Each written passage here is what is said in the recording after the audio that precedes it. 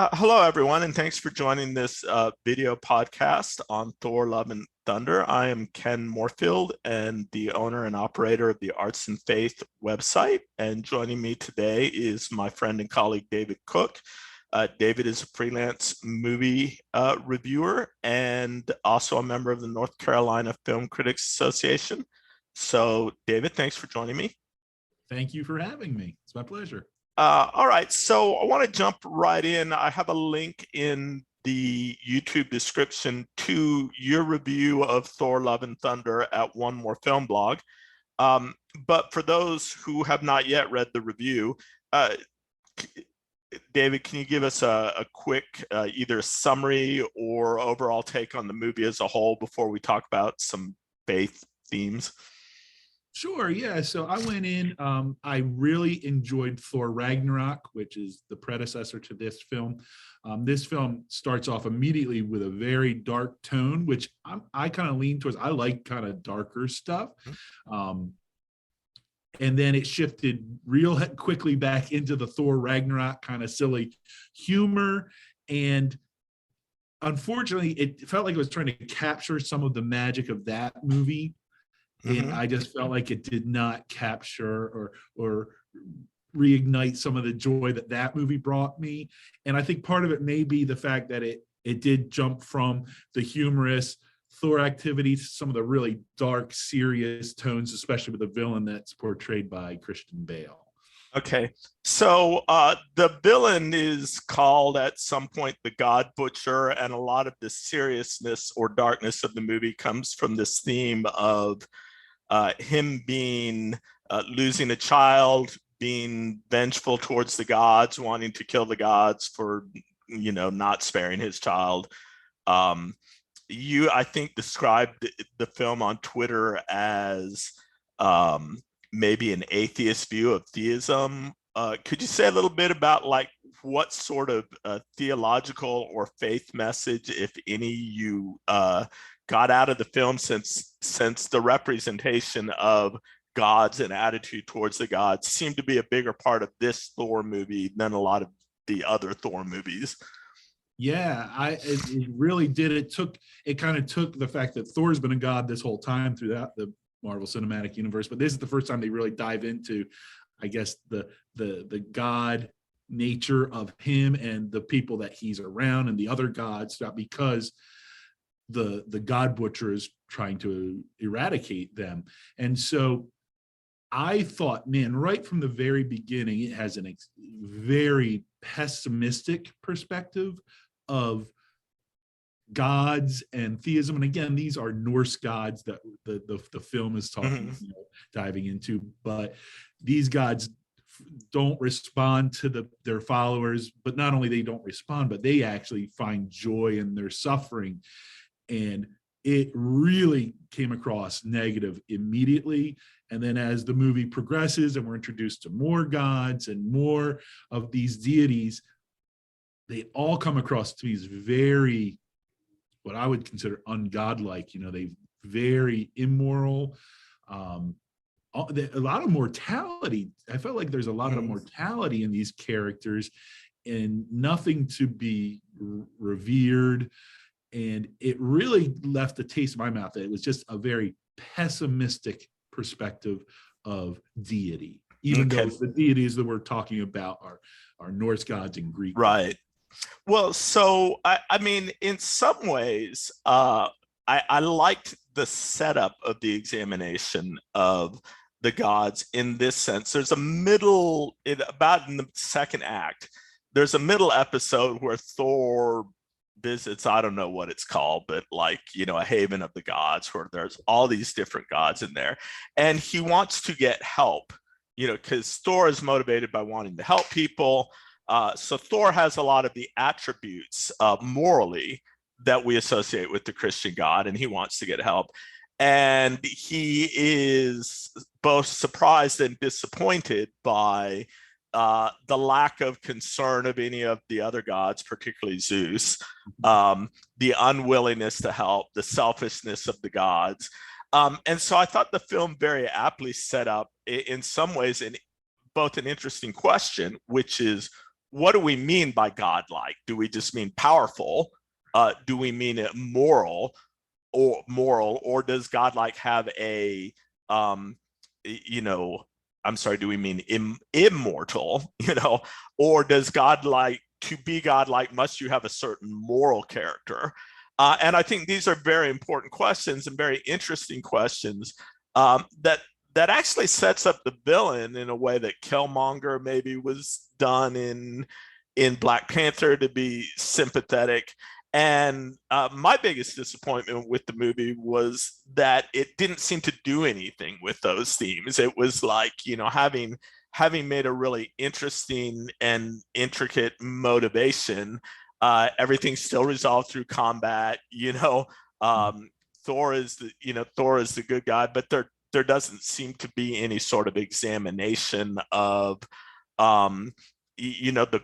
the questions that it raises. It just sort of gestures at them, at the way. So, did you feel as though there was a take-home message at all in terms of many of these themes, or did it just seem to be as jumbled for you as it was for me?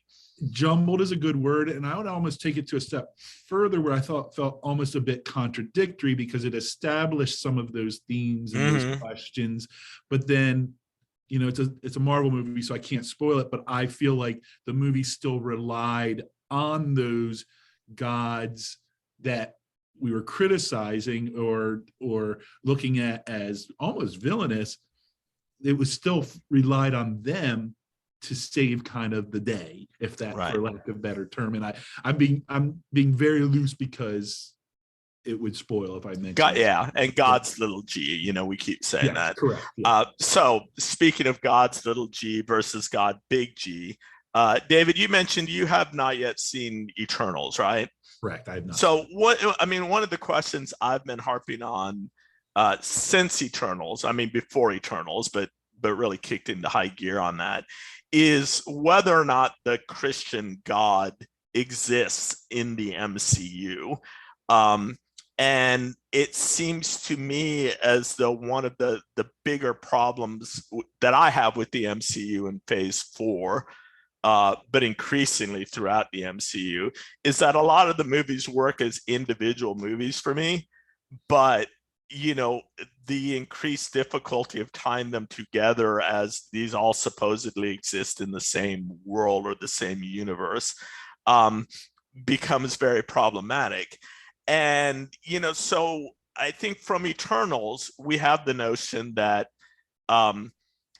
Cersei is real, or Icarus is real, or at least got into human consciousness because there was a person named Cersei. We know that Thor is real. We know from this that Zeus and Hercules is real. We know that apparently from the Hall of the Gods, every other god in human mythology or existence is based on real. We know based on the dating of the Eternals, of using the BC system and the AD system, that Christianity as an institutional religion exists within the MCU. So, but it ducks the question of whether or not the Christian God is real. And I think that becomes increasingly unrealistic in terms of representing it as this real world. But no one takes the events that happens and mediates the events that happens through their personal theology or their personal understanding. That's a long-winded preface for asking you, does the Christian God exist in the MCU?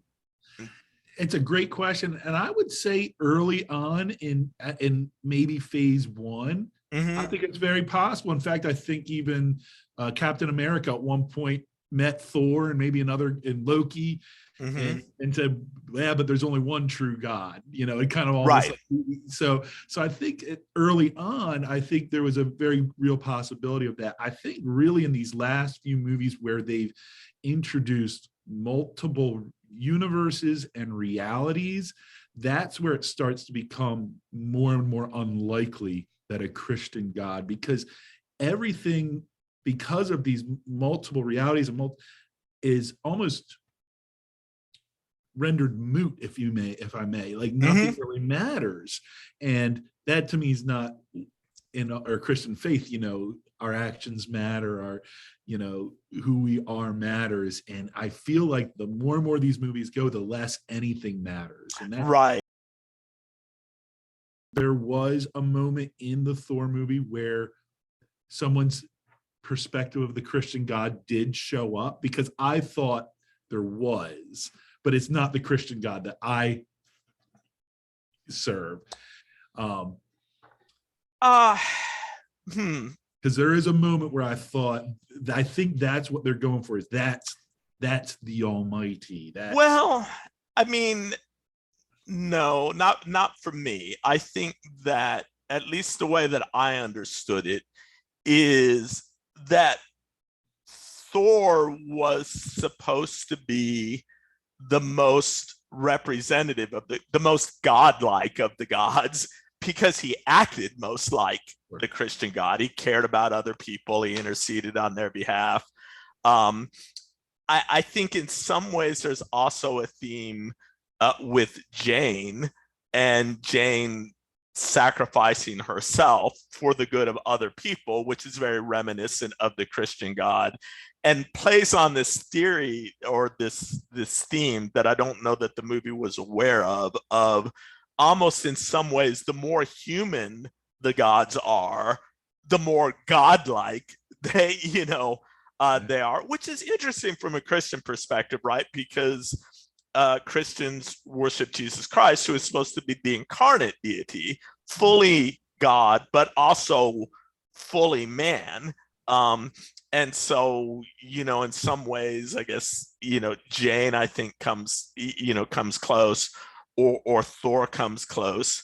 I also, without giving away spoilers, Gore, I think his name is the Christian Bale character, Gore the God Butcher, makes a decision towards the end of the movie, which may come as a surprise to some people, but makes Thor realize, and may make some characters realize, that fundamentally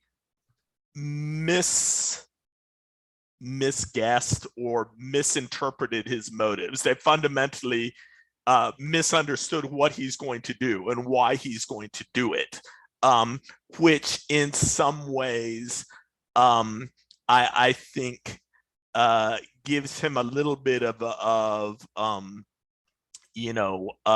a redemption arc, but also sort of sets up this weird sort of dichotomy where humans, or people who were human, are compassionate, are caring, are moral, and gods are vindictive, and except for Thor, right? Except for Thor.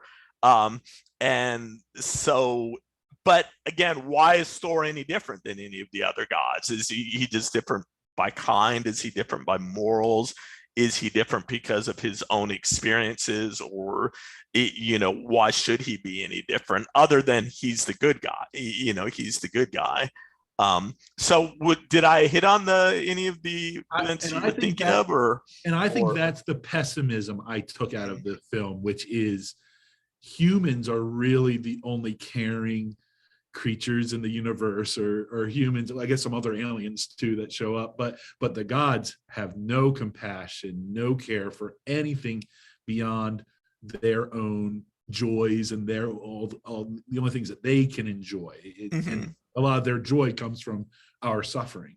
So that's where I really took that very pessimistic perspective from. Great, thank you for that discussion. David, anything else you want to add? No, thank you so much for having me on with you today. All right. So this is David Cook from North Carolina Film Critics Association. I am Ken Moorfield. I'll put a link on the YouTube video to David's review on One More Film Blog. And thanks for watching, everyone.